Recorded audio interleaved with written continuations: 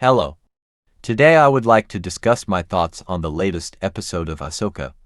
I'm sure you read the title of today's video, so you're aware that I thought the two-episode premiere was quite nearly perfect. I want to explain why.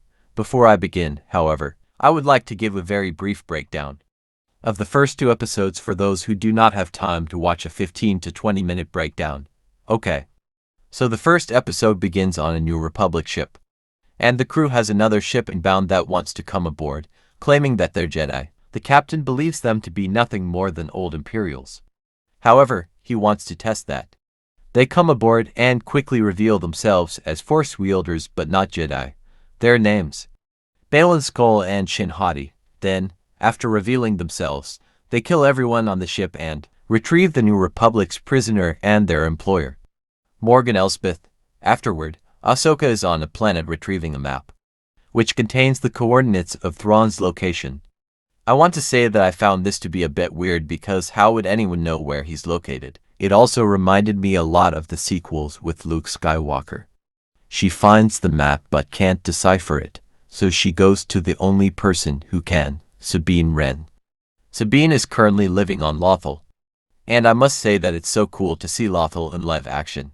However, Sabine is being troublesome for Ahsoka, because she's the Jedi Master's old student, but failed her training.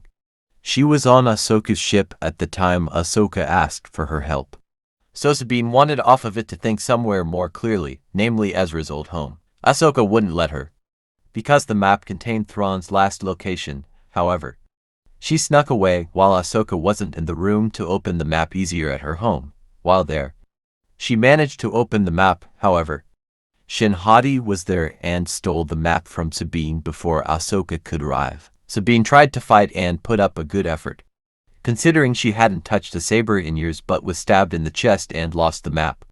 We don't get to see her fate until the next episode. Anyway, end of the first episode. Then, it starts off showing that Sabine survived. However, Ahsoka needed intel because she lost the map, and now the bad guys have the advantage. So she had to leave Sabine behind and go with Hera to Corellia. Now, a lot of people were mad about this Sabine getting stabbed because too many people in Star Wars have survived in recent years from such wounds. Yeah, I'm looking at you, Reva, a horrible character. Anyway, I thought it was cool that they went to Corellia, and I was expecting some kind of Han Solo Easter egg. However, I found none. They went to Corellia because it held a warehouse that was never shut down after the Empire fell, which contained things from Morgan Elspeth. The people there assured Ahsoka and Hera that this information was false, and soon enough, they revealed themselves to still be loyal to the Empire, because they were the higher employer. After finding a ship that contained a massive hyperdrive, they must stop it, but Ahsoka is confronted by the Inquisitor. She has trouble winning the fight, which is weird to me because she managed to defeat them pretty handily in Rebels, but does eventually start to take the fight over. However, they manage to escape on a ship, while Ahsoka is on the ground.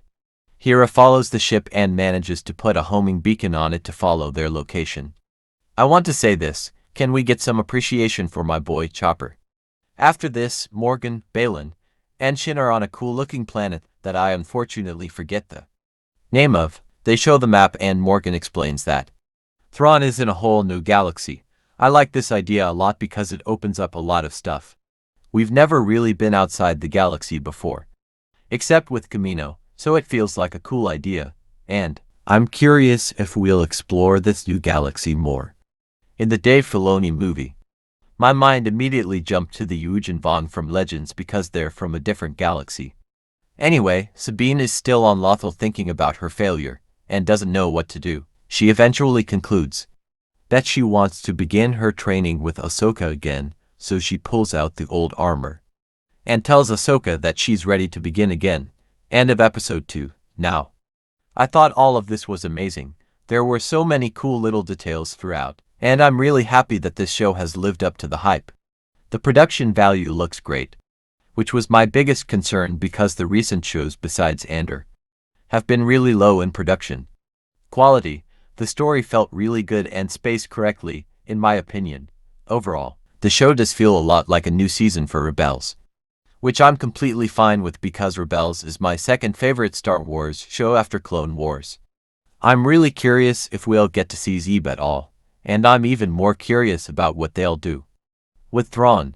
I hope they don't screw him up. My biggest concern is that they'll do something similar with Kang from Ant-Man Quantumania, where he's built up to be the next big bad but ends up losing. I don't want him to lose in this show because it would undermine him. Also, people have said that they think Sabine might be Force sensitive because she trained with Ahsoka and is having Force dreams. To that, I say that this is false. She trained with Kanan for lightsaber combat, and I'd assumed that was the case with her and Ahsoka too. Also, those Force sensitive dreams she's having just seem like nightmares to me, anyway. I loved this premiere so much and have high expectations. I feel it could end up being better than Andor. Sorry for the lengthy video, but I never do these. That's about it. See ya.